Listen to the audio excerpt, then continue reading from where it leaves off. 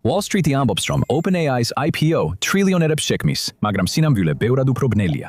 ეს შეიძლება თქვენს საპენსიო დანაზოგებს გაანადგუროს. მათ ბუღალტერიაში დაფარული ნაკლია, რომელზეც არავინ საუბრობს. მათი შემოსავალი 2026 წელს 25 მილიარდ დოლარს მარს მიაღწია და ისინი გაჩერებას არ აპირებენ. ისინი 750 მილიარდიდან 1 ტრილიონ დოლარამდე შეფასების IPO უნდათ. ეს მათი რეალური შემოსავლის 30-დან 40 ჯერ მეტია. ყველა ზეიმობს, თითქოს ტექნოლოგიური ოქროს ციებ-ცხელებაა, მაგრამ ეს სიმდიდრე არ არის. ეს ფინანსური დროის ბომბია, რომელიც Wall Street-ზე ქაოსს გამოიწვევს. OpenAI-ს IPO-ს შეფასება ის რიცხვია, რომელიც პროგრამული უზრუნველყოფის კომპანიის ყველა წესს არღვევს. ეს მხოლოდ მაშინ იმუშავებს, თუ ისინი როგორდაც მთლიანად დაიკავებენ გლობალურ AI ბაზარს და ოპერაციულ ხარჯებს თითქმის ნულამდე შეამცირებენ, რაც ძალიან რთულია, როცა ხედავ სინამდვილეში რა სჭირდება ამ სისტემების შექმნას და მართვას. ჩვეულებრივი პროგრამული უზრუნველყოფის კომპანიებს მაღალი შეფასება აქვთ, იმიტომ რომ ისინი პროგნოზირებადი ფულის მანქანებია, სადაც თითოეულ ახალ მომხმარებელზე თითქმის არანაირი დამატებითი ხარჯი არ არის. OpenAI-ის შემთხვევაში კი პირიქითაა. არსებობს უზარმაზარი ინფრასტრუქტურული ხარჯები, დიდი ენერგიისა და გაგრილების მოთხოვნები და ხარჯები, რომლებიც თითოეულ მომხმარებელთან ერთად იზრდება. ინვესტორებს თხოვენ ჩადონ უზარმაზარი თანხები და დადონ ფსონი, რომ მომავალში ყველაფერი იდეალურად აეწყობა, მიუხედავად იმისა, რომ საწყისი ხარჯები და მიმდინარე ფულადი დანაკარგები ძალიან დიდია. ეს თამამი ნაბიჯია, მაგრამ დღევანდელი შემოსავლიდან ტრილიონ დოლარამდე მისვლა უზარმაზარი ნახტომია. ისეთი, რომელიც მხოლოდ ქაღალდზე მუშაობს. ამ დონემდე გაზრდას ყველაფერი იდეალურად უნდა წარიმართოს, ხოლო ტექნოლოგიებში სრულყოფილება იშვიათია. ასე წარმოიდგინე, ჩვეულებრივი 500,000 დოლარიანი სახლი მშვიდ გარეუბანში მხარ საძირკველზე დგას. აქვს სანდო კარკასი, მოვლა, რომელზეც შეგიძლია დაიკრდნო და სანტექნიკა, რომელიც გამართულად მუშაობს. ყველა თან ხდება ამ ფასზე, რადგან ნაგებობა გამოცდილია და სანდოა. მეზობელ ნაკვეთზე ვიღაცა ცდილობს გაკიდოს მბზინავი 100 სართულიანი მინის ცათამჯენი 8 მილიონად შორიდან შთამბეჭდავად გამოიყურება. მაგრამ ახლოდან ყველაფერი მოჩვენებითია. არ აქვს მყარი საფუძველი, არც ფოლადის ჩონჩხი, რომელიც კლდეზეა დამაგრებული.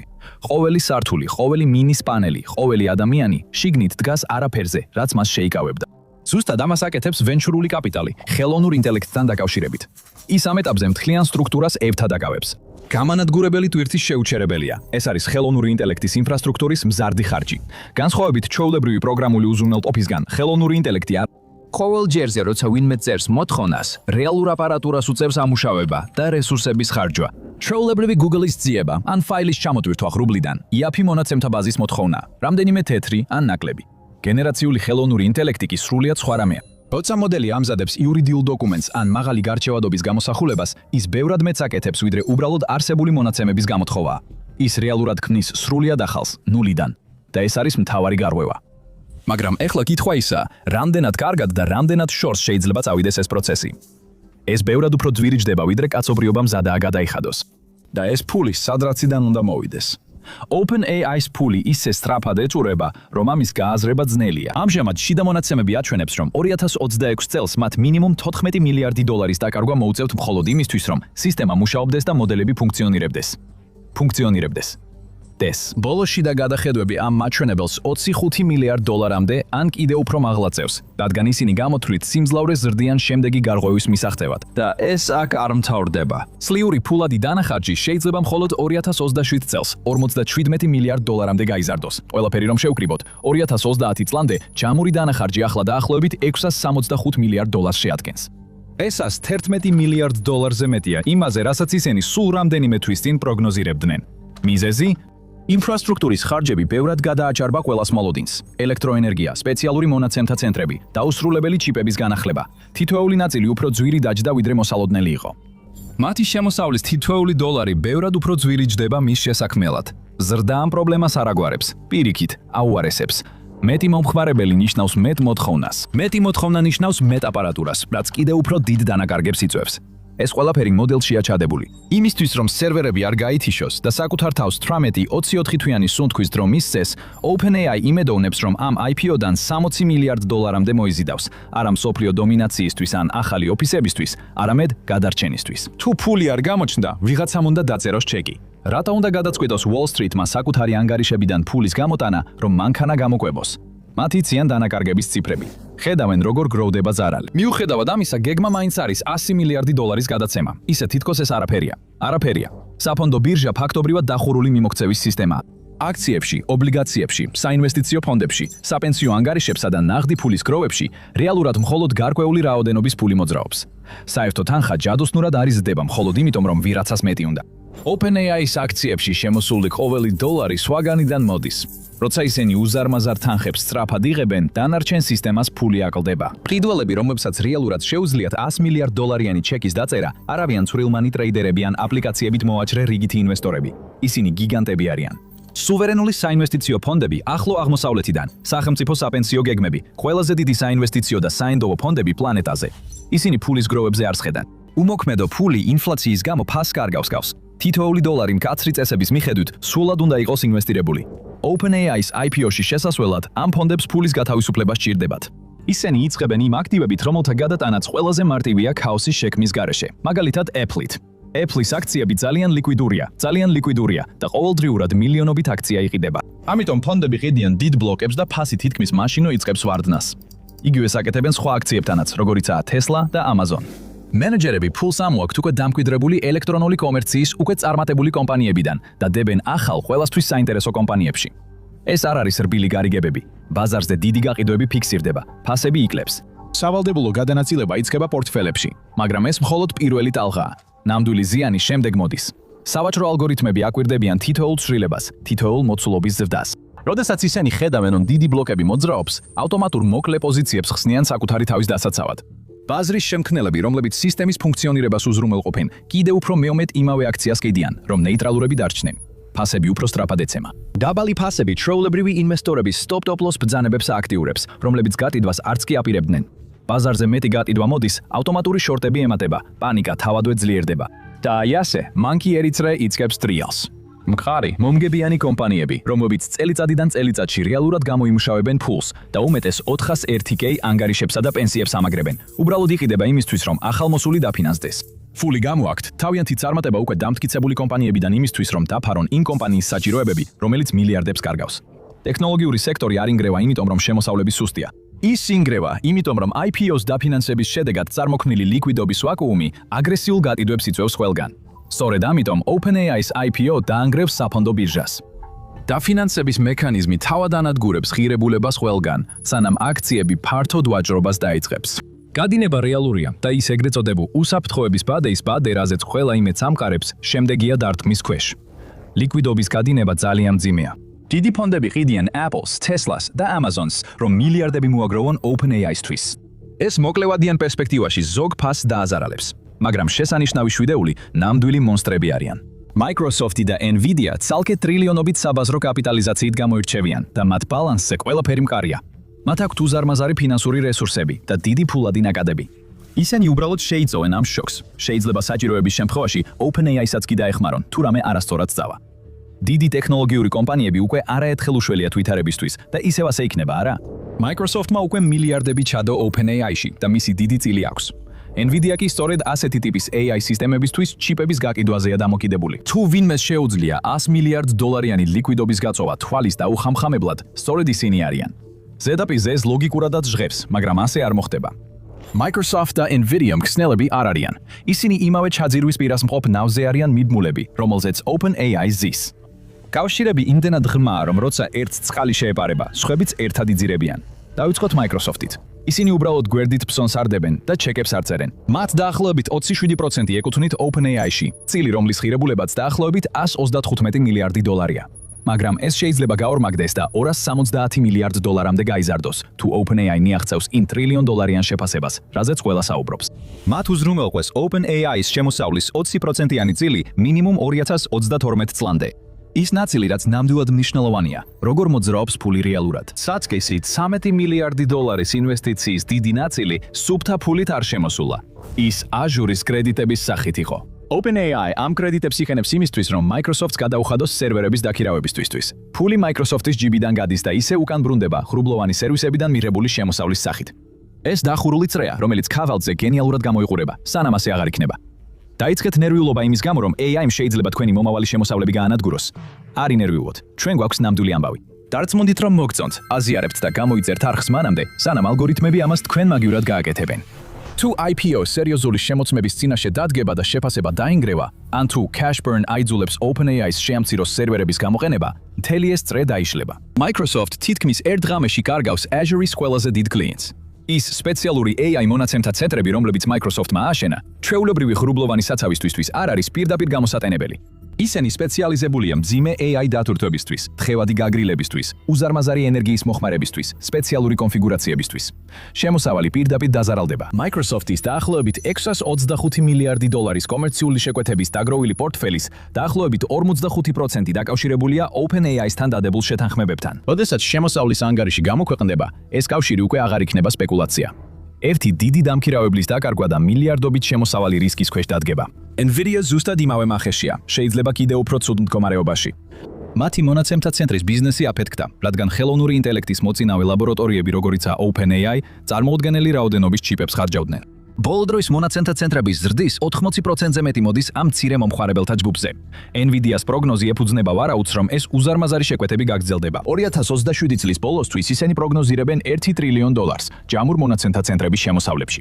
ამ თანხის უმეტესობა დამოკიდებულია OpenAI-ზე და სხვა ლაბორატორიებზე, რომლებიც შეკვეთებს უწყვეტად დებენ. თუ IPO რეალობასთან შეჯახებას გამოიწორს და ხარჯები შემცირდება, ეს შეკვეთები სწრაფად გაქრება. $1 ტრილიონ ოცნება ერთ ღამეში კითხვის ნიშნად გადაიქცევა. მითომ მაშველებიც იმ ბიჭთან ერთად იხჩობიან, რომელიც უნდა გადაერჩინათ. არც გადარჩერჩენა, არც შთანთქმა, უბრალოდ საერთო კოლაფსი, როცა ფულის მოთხოვნები ძალიან მძაფრად დარტყამს. ეს მხოლოდ ორ კომპანიაზე არ შეჩერდება. დიდებული შვიდეული. Apple, Microsoft, Nvidia, Amazon, Alphabet, Meta და Tesla. ამჟამად მთლიანი S&P 500-ის 33-დან 35%-მდე შეადგენენ. საშუალო ამერიკელის 401K საპენსიო გეგმის ყოველი $3-დან 1 სწორედ ამ 7 კომპანიის ბალანსშია განთავსებული. როდესაც OpenAI-ს ფულადი ნაკადის გამოფიტვა იმ ლიკვიდობის ვაკუუმს ქმნის, რომელზეც ადრე ვახსენეთ, საფუძველი ბზარებს იკეთებს. ფონდები რისკს ადრე ამჩნევენ და კარტიდვას იწყებენ. ეს ავტომატურად აიძულებს პასიურ ინდექსურ ფონდებს კარტიდონ აქციები. რაც დაიწყო როგორც უბრალოდ IPO-ს დასაფინანსებლად გატიდვები, გადაიქცევა მთელი სექტორის კრახად. ტრილიონობით საბაზრო ღირებულება ქრება. არა იმიტომ, რომ კომპანიები გაუარესდნენ, არამედ იმიტომ, რომ OpenAI-ს მათემატიკასთან დაკავშირებული იძულებითი ნაბიჯები ყველაფერზე აისახება. ზუსტად ამიტომ დაანგრევს OpenAI-ს IPO-ს საფონდო ბაზარს. ის უსაფრთხოების ბადე, რომელზეც ყველა იყო დამოკიდებული, აღმოჩნდება სისტემის ყველაზე დიდი სისუსტე. როცა ეს ბადე გაიხევა, ზიანი მთელ ინდექსზე გადადის. ყველა საპენსიო ანგარიში, რომელიც უსაფრთხოდ ჩანდა, ზიანდება. საბაზრო სტრუქტურა თავად იწყებს ჩავარდნას იმ წამსვე, როცა ლიკვიდობის აუზი აჩვენებს, რამდენად გადაჯაჭვულია ყველაფერი. ზიანი ვრცელდება, სურს ეს ვინმეს თუ არა. საჯარო გახტომა. ეს თითქმის სასიკვდილო განაჩენია. OpenAI მთელი ცხოვრება ჩრდილში კერძო კომპანიად გაატარა. ეს იყო მათი ოქროს ბილეთი. მათ შეეძლოთ კატასტროფული დანაკარგები დაეგროვებინათ და ისინი ვენჩურული კაპიტალის ზღაპრული მტვრის, პრესრელიზებისა და მომავლის მფლობელობის უწყვეტი აჟიოტაჟის ქვეშ დაემალათ. ინვესტორებმა ეს ამბავი მთლიანად გადაკლაპეს, რადგან ასე უკეთესად გრძნობდნენ თავს.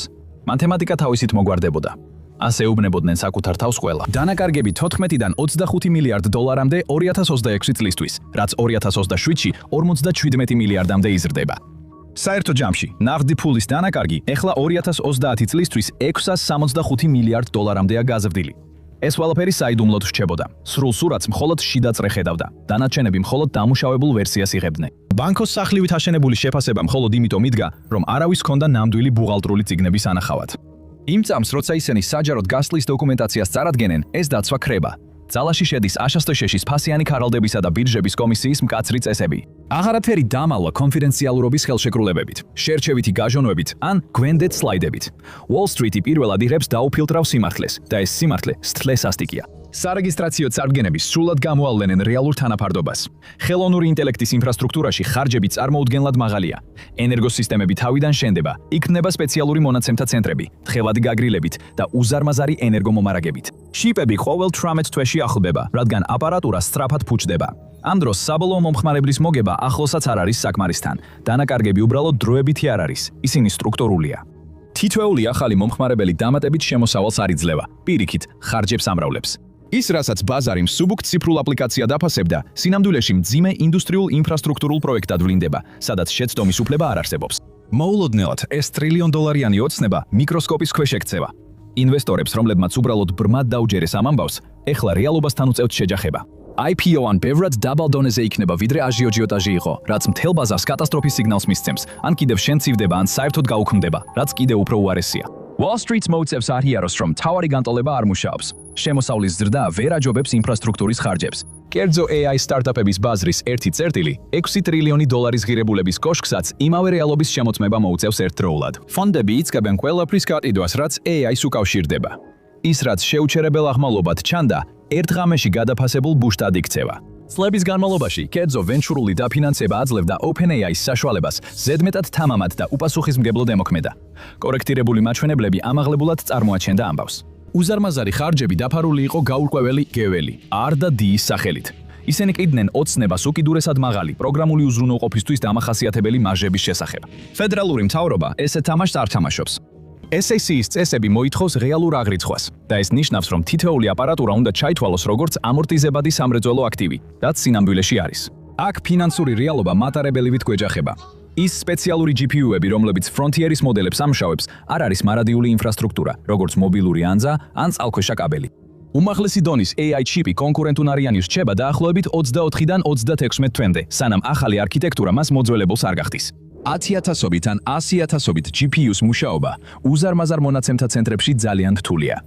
ანგარიშგებები იძულებული იქნებიან ყოველ კვარტალში მილიარდობით დოლარის აპარატურის ჩამოწერა აჩვენონ.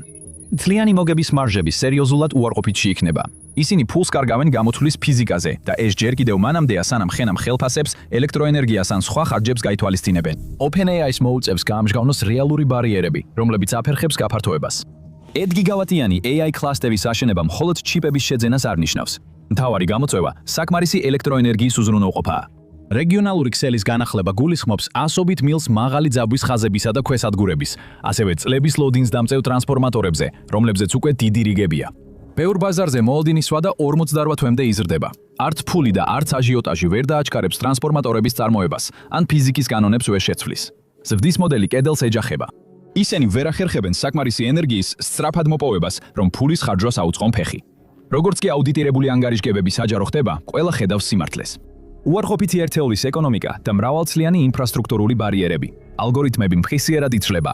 მოულოდნელად, ხელოვნურ ინტელექტთან დაკავშირებული ეკოსისტემა, Nvidia, Microsoft, AMD, მსხვილი ღრუბლოვანი პლატფორმების ოპერატორები თავიდან ფასდება. ეს რეალურ ზიანს აკენებს ფინანსურ სისტემას. Hedge ფონდები და ინვესტორები ამ ტექნოლოგიური გიგანტების აქციების გირაოდ დადებით სესხულობდნენ, კიდევ უფრო ზრდიდნენ პოზიციებს. როდესაც ანგარიშგებები გამოქვეყნდება, მოულოდნელად ეს ქაღალდის ღირებულება ქრება. ფონდები ცდილობენ, რაც შეიძლება მეტი რამ გაკიდონ. ტექნოლოგიები, ინდუსტრია, სამომხმარებლო საქონელი, რაც უფრო სწრაფად მოძრაობს. ტკივილი აქ არ მთავრდება, აქციებზე არ ჩერდება. შემდეგ ამას საკრედიტო ბაზრები გზნობს. კორპორატიული ობლიგაციების სპრედები ფართოვდება, რადგან ინვესტორები აცნობიერებენ, რომ დიდი ხნის ნანატრი ხელოვნური ინტელექტის პროდუქტიულობის სასწაული ქვიშაზე იყო აშენებული. კომპანიები, რომლებმაც ხელოვნური ინტელექტის ინტეგრაციის გამო დიდი ვალი აიღეს, ახლა ზედმეტად დავალიანებულებად გამოიყურებიან. თუ წამყვანი ლაბორატორიები ვერ ახერხებენ მოგების მიღებას, მაშინ ის კომპანიები, რომლებმაც იგივე ტექნოლოგიაზე დადეს ფსონი, კიდევ უფრო რისკიანად გამოიყურებიან. კერძო, 1,6 ტრილიონი დოლარის შეფასების მქონე ხელოვნური ინტელექტის კოშკი ინგრევა. ეს ყველაფერი არ ხდება ვირუსული ტვიტის ან ცუდი ფინანსური ანგარიშის გამო. ეს ხდება იმიტომ, რომ ფასიანი ქაღალდების და ბირჟების კომისია აიძულებს გამჭვირვალობას, რასაც კერძო ბაზრები არასდროს ითხოვენ. ტრილიონობით ქაღალდის სიმდიდრე ქრება არა შიშის, არამედ მათემატიკის გამო, რომელსაც ვეღარავინ უგულებელყოფს. და შედეგები განაგრძობს გავრცელებას. იგივე ფიზიკური შეზღუდვები უკვე ამძიმებს Nvidia-ს მიწოდების ჯაჭვს Critical's Rande. ჩიპების ასაწყობის საწარმოო ხაზები უკვე გადატვირთულია. სპეციალიზებული შეფუთლის შესაძლებლობები შეზღუდულია, ხოლო მაღალი გამტარობის მეხსიერების მარაგი იწურება. ნებისმიერი შენელება ამ სფეროებში შეიძლება მილიარდობით ღირებულების დაპირებული სიმძლავრე გამოუკენებლად დატოვოს და მონაცემთა ცენტრების ბუმი ნახევრად აშენებული კლასტერების სასაფლაოდ აქციოს. ბზარები უკვე ჩნდება და ისინი ბევრად ღრმაა, ვიდრე უმეტესობა სათაურებისა აღიარებს. თუ გსურთ ზუსტად ნახოთ, როგორ აკენებს ეს ფიზიკური წნეხები Nvidia-ს მთელი ჩიპების იმპერიას ზღვარზე და რატომ შეიძლება ერთი სუსტი რგოლი მომდევნო ჩავარდნის მიზეზი გახდეს, ნახეთ გაგრძელება. რატომ აპირებს Nvidia-ს მიწოდების ჯაჭვი ბაზრის კიდევ უფრო ძლიერად ჩამოშლას? ის ზუსტად იქიდან აგრძელებს, სადაც ეს მთავრდება.